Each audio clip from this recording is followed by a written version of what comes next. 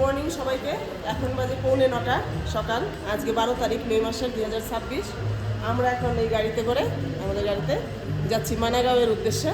আজকে মানাগাঁও হয়ে দিকে ফিরে যাব, নিচের দিকে ফিরে যাব। আমাদের বসুন্ধরা ফলস করার কথা ছিল, কিন্তু শরীর খারাপ হয়ে গেল সবার, ওই জন্য সেটা করছে না। ফিরে যাব আজকে হরিদ্বারের দিকে। এই হচ্ছে বাস স্ট্যান্ড মানাগাঁওয়ের। এটাই মানাগাঁও যাওয়ার রাস্তা। আমরা এখন মানাগাঁওয়ের দিকে যাচ্ছি। ওয়েদার বেশ ভালো, আকাশ একদম নীল দেখুন।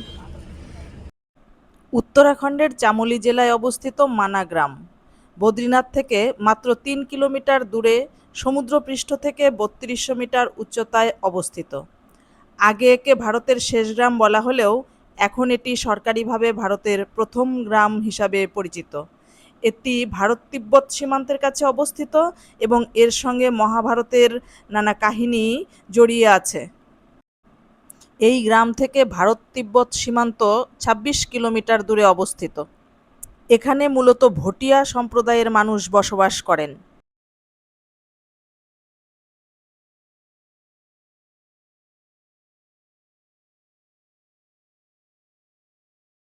মানাগাঁও যাচ্ছি। এটাই পঞ্চপাণ্ডবের স্বর্গারোহণের রাস্তা। সত্যিই স্বর্গে যাওয়ার মতোই রাস্তাটা, দেখে মনেই হচ্ছে একদম স্বর্গীয় সৌন্দর্যে মণ্ডিত রাস্তা।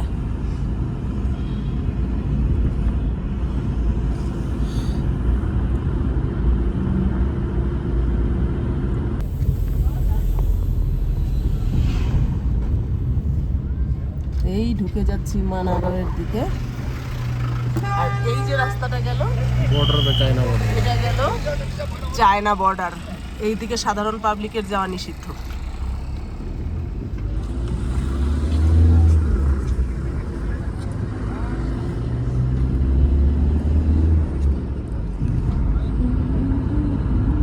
इधर ये आर्मी के क्वार्टर बने हुए हैं, उधर भी आर्मी पड़ी है। না इसका 1500 आने जाने का। আনে জানে কা গাড়ি থেকে নেমে গেছি।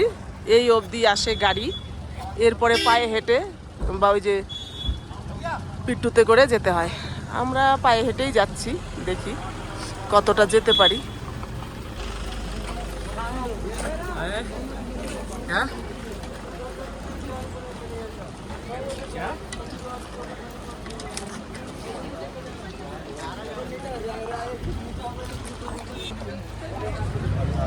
সামনে মানাগাঁওয়ের প্রবেশ পথ।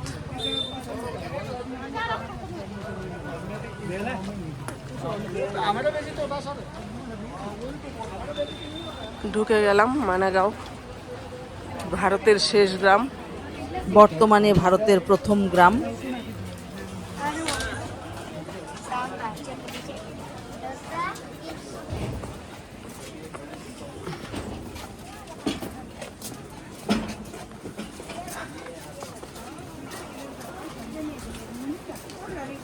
এখানকার মেয়েদের হাতের কাজ, সব লোকাল হ্যান্ডলুমের জিনিস এইগুলো। এই যে দেখুন, টুপি, ব্যাগ।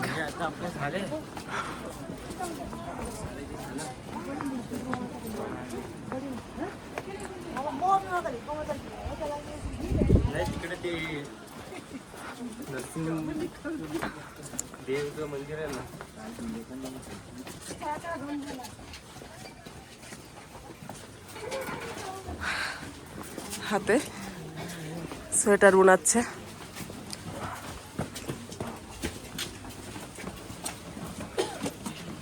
এই রাস্তা বেশ চড়াই।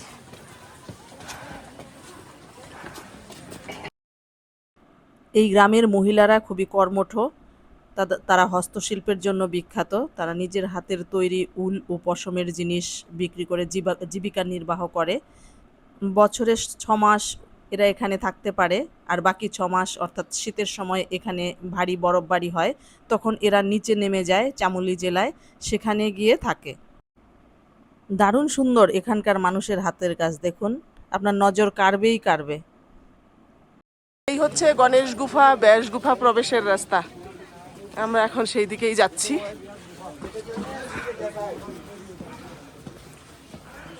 जो सिम आता था पहले वोडाफोन का, है ना, उसके पहले कुत्ता आता था एक डॉगी। अब तो खत्म हो गया बेटा फोन, उसको यहाँ छोड़ दिया। कहाँ गया वो? कहाँ भाग गया? दिखाऊंगा आपको। আমরা এখন গণেশ গুহায় প্রবেশ করছি। একটি বিখ্যাত প্রাকৃতিক গুহা এটি। বদ্রীনাথ থেকে মাত্র ৩ কিলোমিটার দূরে অবস্থিত। হিন্দু কিংবদন্তি অনুসারে ঋষি ব্যাসের নির্দেশনায় ভগবান গণেশ এখানেই মহাকাব্য মহাভারত রচনা করেছিলেন। বলা হয় ভগবান গণেশ তার ভাঙা দাঁতকে কলম হিসাবে ব্যবহার করে একটানা মহাভারত রচনার কাজ করেছিলেন। বর্তমানে গুহাটি সামনে থেকে ইট সিমেন্ট দিয়ে পুনর্নির্মাণ করা হয়েছে। এটি গুহার ভিতরের অংশ, একদম প্রাকৃতিকই রয়েছে। এখানে দেখলে বোঝা যায় প্রাকৃতিকভাবে আগে গুহাটি কেমন ছিল। গুহার ভিতরে বেশ অনেকটা অংশ রয়েছে যেখানে বসে থাকা বা থাকা সম্ভব আর।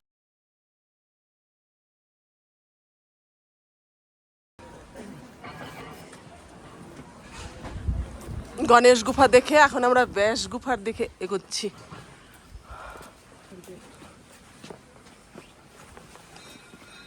এই সামনেই ব্যাস গুহার গেট।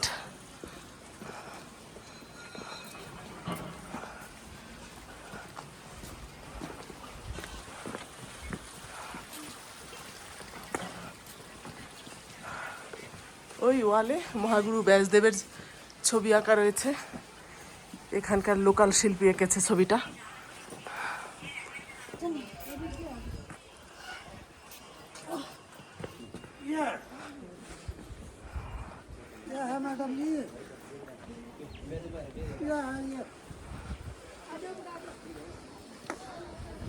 ভীষণ চড়াই ব্যাস গুফা যাওয়ার রাস্তাটা।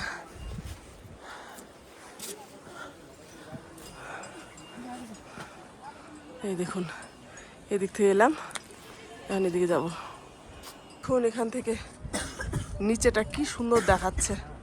এই দিক থেকে আমরা উঠে এসেছি।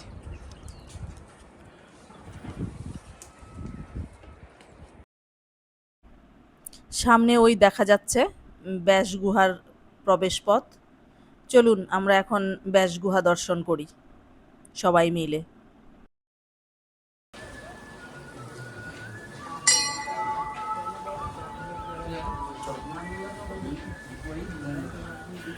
এখন এই গুফাটাকে মডিফাই করে ইট সিমেন্ট দিয়ে তৈরি করে নিয়েছে। ভেতরে আছে গুফা, যাচ্ছি।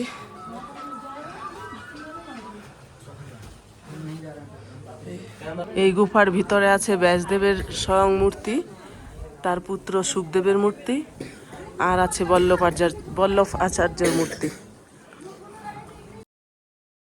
বিশ্বাস করা হয় এই গুহায় বসে মহর্ষি ব্যাসদেব মহাভারত রচনা করেছিলেন এবং গণেশজি তা লিখেছিলেন।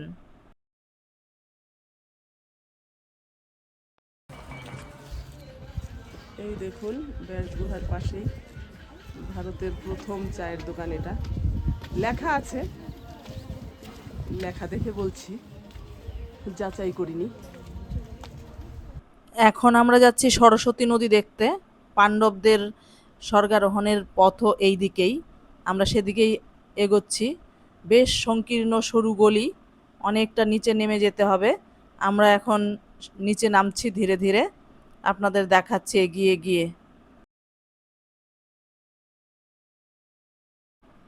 দেখুন এখানকার মানুষেরা একটুখানি জমিন পেয়েই সেখানে কপি ইত্যাদি কিছু কিছু সবজির চাষ করেছে। এই তো বথুয়া শাক, আগের ব্লগে দেখিয়েছি বথুয়া শাক।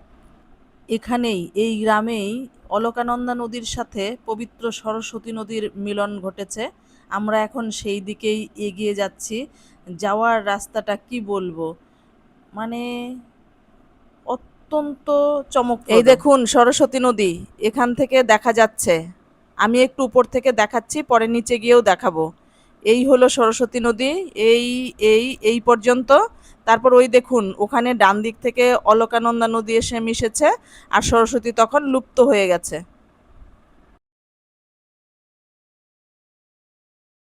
দেখুন পঞ্চপাণ্ডব 5 ভাই এবং দ্রৌপদী এই পথেই তারা শতপন্থ হয়ে স্বর্গারোহণে গিয়েছিলেন। পথে সবাই দেহ রেখেছিলেন, একমাত্র যুধিষ্ঠির, যিনি সশরীরে স্বর্গে গিয়েছিলেন, এবং সবার সামনে আছেন যুধিষ্ঠির, দেখুন। কথিত আছে এই মানাগ্রাম অতিক্রমের সাথে সাথেই পথক্লেশে দেহ রেখেছিলেন দ্রৌপদী। এটা সরস্বতী মন্দিরে যাওয়ার রাস্তা, সামনেই রয়েছে সরস্বতী নদীর মূল স্রোত এবং সরস্বতী মাতার মন্দির। আমরা এখন সেই দিকেই যাচ্ছি, গিয়ে দেখাচ্ছি আপনাদের।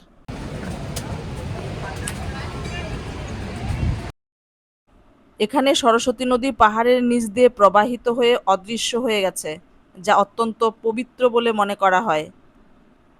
এখানে ছোট বড় বিভিন্ন মাপের ড্রামে সরস্বতী নদীর জল বিক্রি হচ্ছে।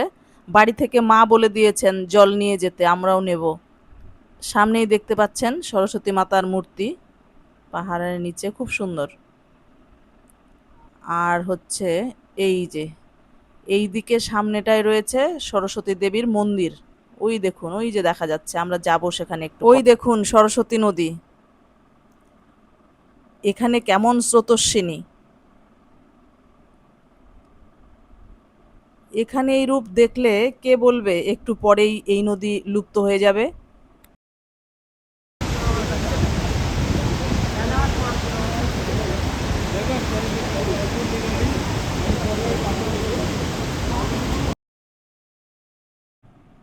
এই হলো ভীমপুল।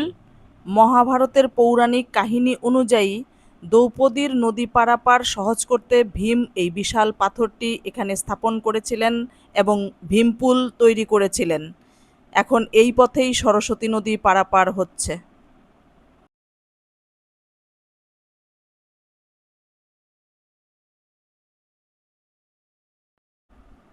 ইনি হলেন মহর্ষি ব্যাসদেব এবং ওনার পিছনেই রয়েছে সরস্বতী মাতার মন্দির। ভেতরে ক্যামেরা নিষিদ্ধ, তাই আপনাদেরকে দেখাতে পারলাম না। সে তো শুধু সরস্বতী নদীর প্রবাহ দেখুন।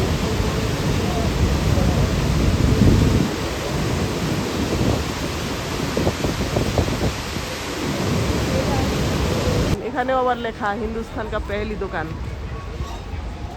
কোনটা যে পেহেলি আর কোনটা যে আখরি বোঝাই মুশকিল। এই হচ্ছে স্বর্গারোহণ মার্গ। এই পথেই, এই দিক দিয়েই পঞ্চপাণ্ডব দ্রৌপদী স্বর্গারোহণে গিয়েছিলেন। যুধিষ্ঠিরের শোন, যাকে জড়িয়ে মানুষ ফটো উঠছে, ভালো করে দেখানো সম্ভব নয়। এই হচ্ছে মহারাজ যুধিষ্ঠির, এই মহাবলী ভীম, তার পিছনে যে অর্জুন, নকুল, সহদেব, আর ওই দেখুন সবশেষে দ্রৌপদী। পেছনে দ্রৌপদী নয়, সবার পিছনে ছিলেন সহদেব। এই দ্রৌপদী, আর এই হচ্ছেন নকুল, তারপরে যেমন অর্জুন, ভীম, যুধিষ্ঠির।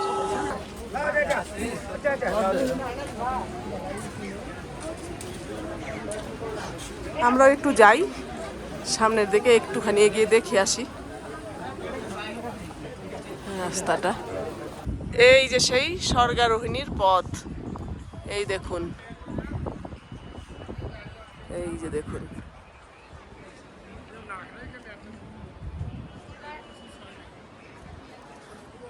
আমাদেরও যাওয়ার কথা ছিল বসুধরা ফলস পর্যন্ত, কিন্তু শারীরিক অসুস্থতার কারণে মেয়ে বোন সবাই অসুস্থ, আর যেতে পারলাম না। আমার পায়েও ব্যথা। মানা গ্রামের সব দ্রষ্টব্য স্থানগুলি দেখে একরাশ ভালো লাগা নিয়ে আমরা এখন নিচের দিকে নেমে যাচ্ছি। দেখি নামতে কতটা সময় লাগে। সকালে কিছু খাওয়া হয়নি, খিদেও পেয়েছে জোর। রাস্তায় কিছু খাওয়া দাওয়া করব আমরা।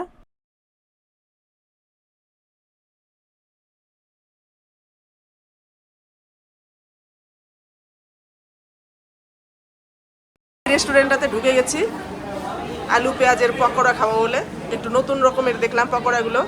আর এই দেখুন এই রেস্টুরেন্ট থেকে বাইরের ভিউ।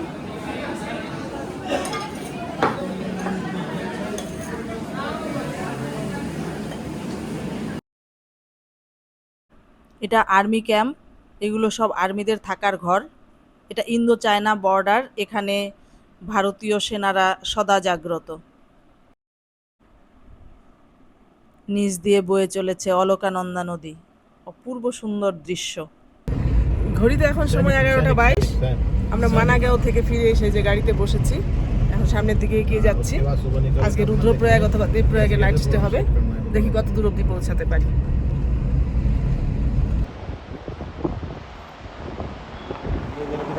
হ্যাঁ হ্যাঁ, এই যে এই পাহাড়ে হচ্ছে মন্দির, তার মানে এটা নারায়ণ পাহাড়।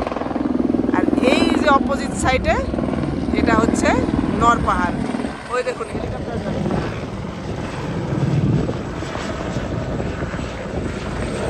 হেলিকপ্টারেও 4 ধাম যাত্রা করা যায়, পুরো 4 ধাম। এই যে নর নারায়ণ, একদিকে ডান দিকে নর পাহাড়, বাঁ দিকে নারায়ণ পাহাড়। হরিদ্বার থেকে যাওয়ার পথে এক জায়গায় বরফ জমে আছে, জমা বরফে একটু বসবে বোন, তাই এখানে একটু নামলাম। পরিষ্কার নেই, অনেকদিন হয় পড়েছে, মানুষ জুতো দিয়ে ওর উপরে হেঁটেছে না, নোংরা। এই যে একদম রোডের সাথে এই এই আমাদের গাড়ি।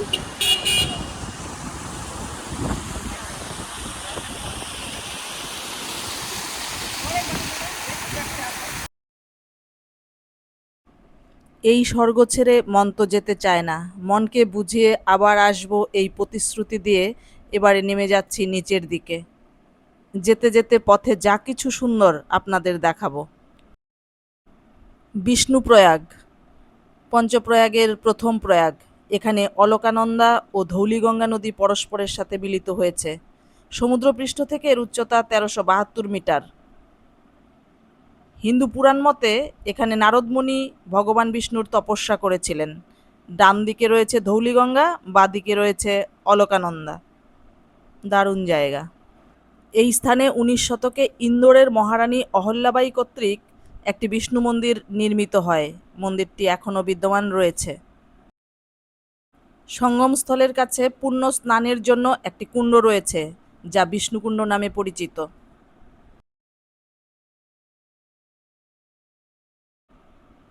আবার পথ চলা শুরু। পথের সৌন্দর্য তো ভাষাতীত, ভাষা দিয়ে বর্ণনা করা এই পথের সৌন্দর্য অসম্ভব।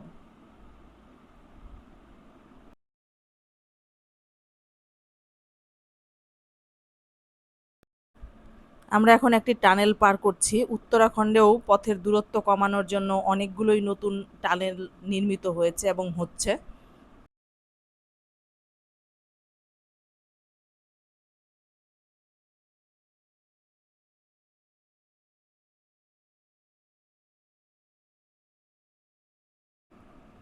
বৃষ্টি শুরু হয়ে গেছে। এই বৃষ্টিতে পাহাড়ের সে আরেক রূপ। চারিদিক পুরো অন্ধকার হয়ে গেছে। গাড়িগুলো হেডলাইট জ্বালিয়ে চলছে, রাতে যেমন চলে সেইভাবে। প্রচুর বৃষ্টি হচ্ছে। বৃষ্টি ভেজা পাহাড়ের রূপ সে একদম অনবদ্য রূপ, কিন্তু ভয় একটাই, যদি ধস নামে। এত বৃষ্টিতে গাড়ির গতিবেগও অনেকটাই কমে যায়, সেই ক্ষেত্রে গন্তব্যে পৌঁছাতে কিছুটা সময় বেশি লাগে। আজ আমরা দেবপ্রয়াগে গিয়েই থাকবো, দেখা যাক কখন পৌঁছাতে পারি। পিপলকোঠি পার করার পর বৃষ্টি কমে গেছে, আবার ঝলমলে রোদ উঠেছে, আর কোনো চিন্তা নেই। আমরা এখন আছি নন্দপ্রয়াগে। বিশ্বাস করা হয় রাজা নন্দ এই স্থানে বহু বছর ধরে যজ্ঞ ও তপস্যা করেছিলেন। এখানে অলকানন্দা ও নন্দাকিনী নদী একসঙ্গে মিশেছে। এটি হিন্দু ধর্মে অত্যন্ত পবিত্র 5 প্রয়াগের দ্বিতীয় প্রয়াগ হিসাবে পরিচিত। নন্দপ্রয়াগ দেখে সামনের দিকে এগিয়ে যাচ্ছি।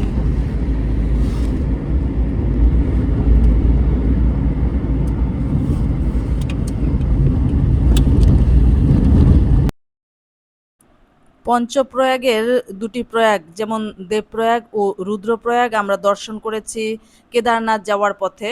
সেই ভিডিওতেই ওই 2 প্রয়াগের ভিডিও আছে, দেখে নেবেন সময় করে।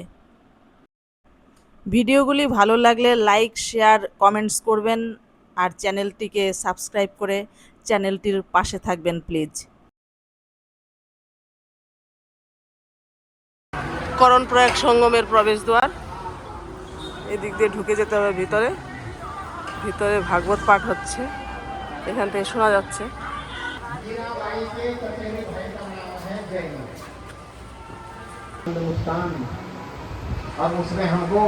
সামনে করণ প্রয়াগের সঙ্গম, ওই আসছে পিন্ডারি নদী,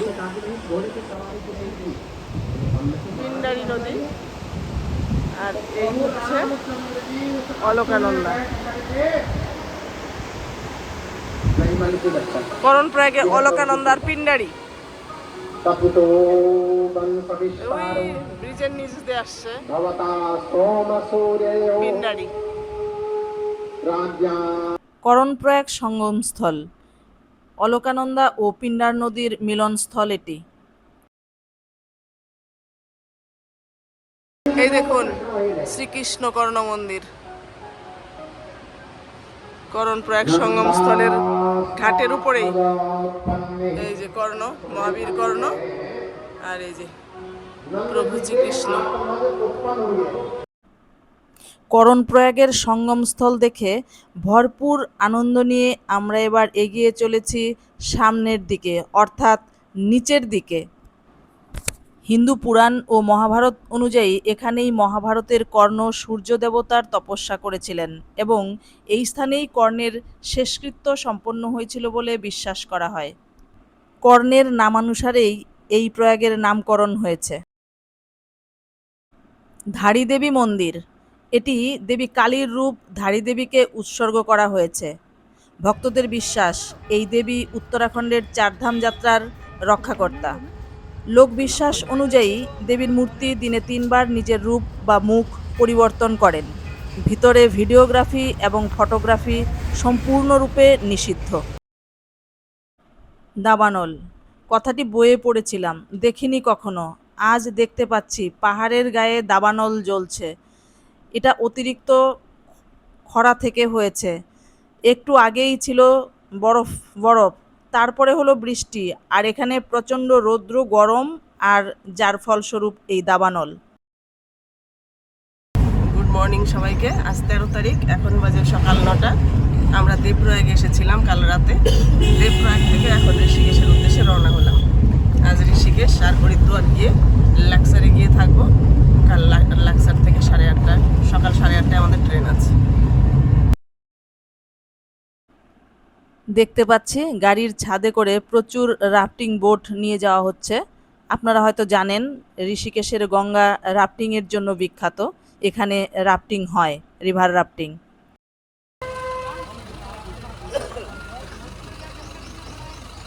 এটা হচ্ছে হনুমান ঝোলা।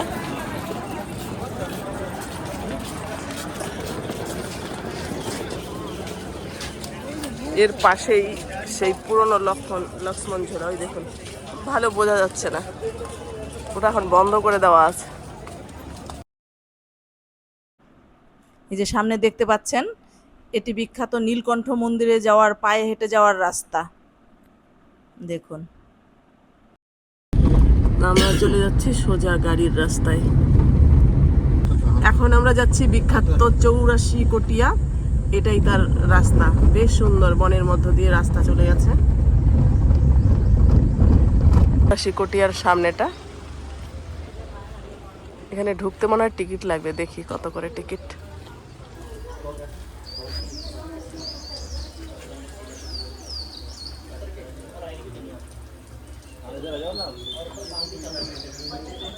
ঢুকেছিলাম, টিকিট কাটতে গেলাম, ওখানে যিনি টিকিটম্যান বসে আছে বললো যে শুধু একটা হলঘর খোলা আছে আর সব কটিয়ায় কাজ চলছে, তাই বন্ধ। তাই আর ঢুকলাম না, মিছিমিছি ঢুকে আর কি হবে। আমরা এখন এই দিক দিয়ে একটু গঙ্গায় যাচ্ছি। বোন গঙ্গা জল নেবে, গঙ্গা জল নিয়ে চলে আসি যাই। ঠিক আছে, জানকী ঝোলা যাওয়ার রাস্তায় দেখুন কি সুন্দর দেওয়াল চিত্র।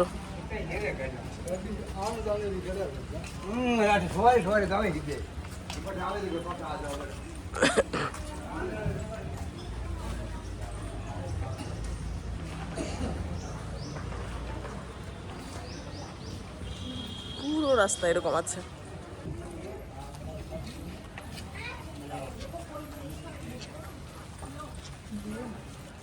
এত ঠান্ডা। দেখুন ঋষিকেশে গঙ্গার উপরে জানকী ঝোলা,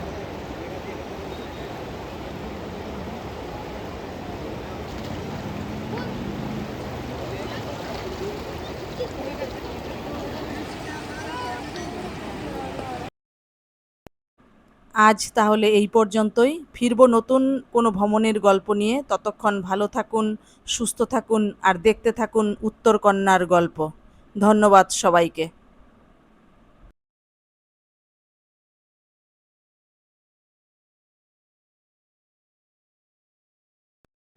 15652 জম্মু তাওয়াই গুয়াহাটি লোহিত এক্সপ্রেস আমাদেরকে আমাদের গন্তব্যে নামিয়ে দিয়ে সে ফিরে চলল তার নিজের গন্তব্যে।